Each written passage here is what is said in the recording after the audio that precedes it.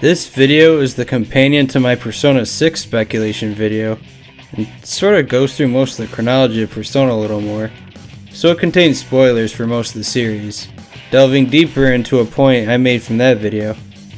I wanted to note that I won't be talking too much about the dancing games for 3, 4, 5, just because they aren't really conducive to my argument. But to start, I think this pattern may have started with Persona 4's release in 2008, leading us onto the path we're all on now.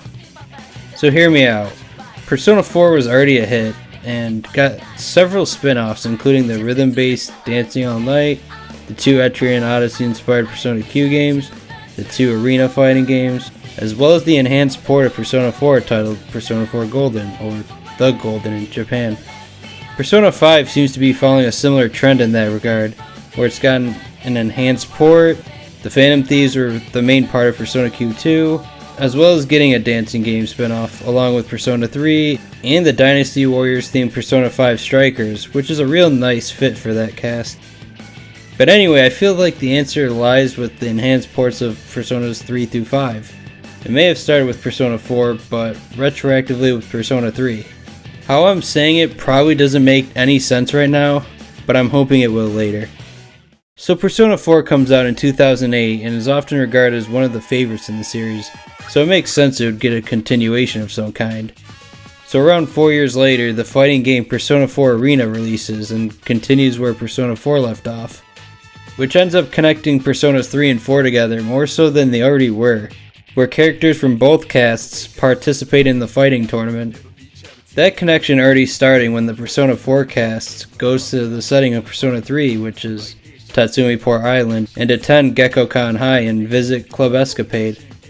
But anyway, the way Persona 4 Arena ends, it definitely hints that there will be a sequel.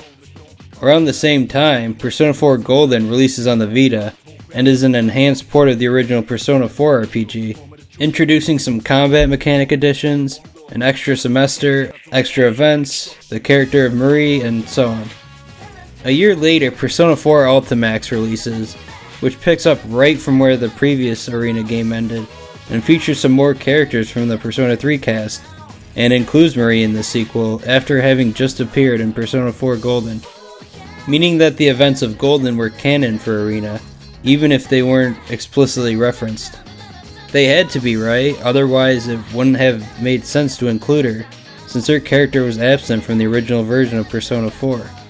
Then along comes Persona Q, Shadow of the Labyrinth, which sees another crossover between the Persona 3 and 4 casts, mixing Persona with the first-person dungeon crawling series Etrian Odyssey, another Atlas series.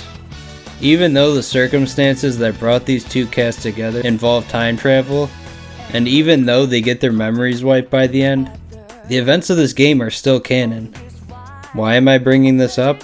Well, yet again, Marie makes an appearance, but also the Velvet Room attendant Theodore also makes a reappearance alongside Elizabeth and Margaret, the attendants of the original 3 and 4. I haven't mentioned him yet, but Theodore originally appeared in Persona 3 Portable as an optional attendant opposite to the female protagonist introduced in that game.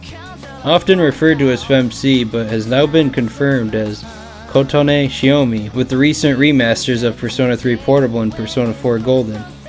Her story mostly mirrored that of the original P3, but also featured several differences, such as some different social links from that of the male protagonist, Makoto Yuki. Since she was absent in Persona Q, there was probably a debate on whether her story was canon or not. Since Theodore was included, why not her? We'd get our answer soon enough. So a couple years after Persona Q, Persona 5 was a commercial hit and made the Persona series the household name that it is now. As Persona 5 was also successful, it only made sense to make more games featuring that cast. Cut to a couple years after that and bam! We got another Persona Q game titled Persona Q2, New Cinema Labyrinth, utilizing the same basic ideas of time manipulation as the previous game, but with an added dimensional twist. This time the focus is mostly on the Persona 5 cast, who end up meeting with the casts of Persona 3 and 4. However, something big happens early on in the game, that being, the female protagonist that was first introduced in Persona 3 Portable shows up. with her sharing a connection to the male protagonist of Persona 3. And since the Persona Q games and many of the other spin-offs of the Persona series are canon, it confirmed to me that Kotone Shiomi from Persona 3 Portable was officially canon. Her existence and the events of her story had to have occurred in order for her to appear in this game, especially since her and Makoto share the instinct that they are practically the same person, due to their shared experiences and the roles they play in their universes. Keep bearing with me, we're almost at the end of the line here. So back to Persona 5. Persona 5, much like 4, ends up getting its own enhanced version in the form of Persona 5 Royal.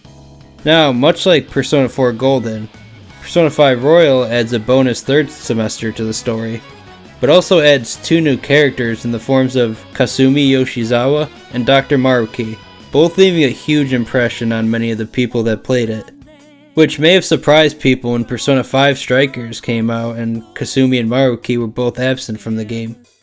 But here's the thing, just because they weren't mentioned in Persona 5 Strikers doesn't mean the events of Persona 5 Royal didn't happen. Up to this point, the events of the enhanced ports of Personas 3 and 4 were made canon, when Atlus implemented those elements into the games that followed them. The way Royal concluded, I feel like Atlus definitely gave valid reasons for why Kasumi and Maruki may not have been referenced in Strikers, but left the door open for either of them or both of them to appear in a future spin-off. Much like Atlus implemented Marie into the second Persona 4 Arena game, or including Kotone and Theodore in the Persona Q games. But if you did watch the Persona 6 speculation video, you may have heard that I mentioned how Persona 5 and Persona 5 Royal are both canon, and even though it might seem like a cop-out, I think it might have to relate to multiple dimensions. Now if you played the Persona 2 duology, this concept probably isn't something new. At the end of Innocent Sin, one of the main characters, Maya, dies. Philemon, who acts on the side of good but can only be a passive observer, much like the Velvet Room attendants, promises to rewind time and prevent Maya's death. This, however, comes at the price of the main cast never initially meeting, but Tatsuya, unable to fully accept this, doesn't want to forget his friends, which as a result creates a split in realities leading into eternal punishment. With the eternal punishment reality taking over and becoming this side, and the innocent sin reality still existing and being referred to as the other side. With the other side still existing even after the events of eternal punishment. Then retroactively there's Persona 3 Portable. The PSP port of Persona 3 added a female protagonist to the mix, with Kotone's existence for a period of time being considered non-canon due to her future absences. Especially since Theodore, who was also added as her optional Velvet Room attendant, had appeared since then, while her reappearance didn't occur until Persona Q2. But while Makoto Yuki seems to be the main Persona 3 protagonist, it doesn't mean Kotone is any less important, as she appears in Q2 and acts as the opposite of Makoto. So she had to exist in some universe in order for her to even appear in that game.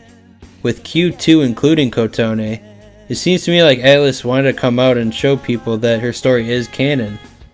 Maybe in another universe or reality, but canon nonetheless. Even if it was fan service, Atlus didn't need to include her anyway, but they did.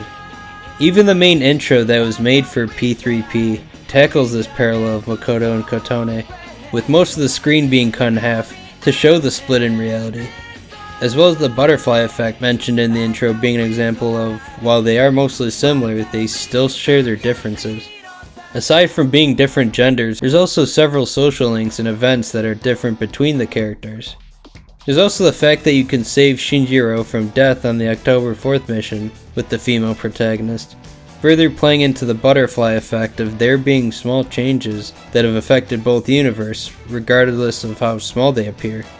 While there are only slight differences between the two realities, my point is they both had to have occurred for them to meet up in Persona Q2.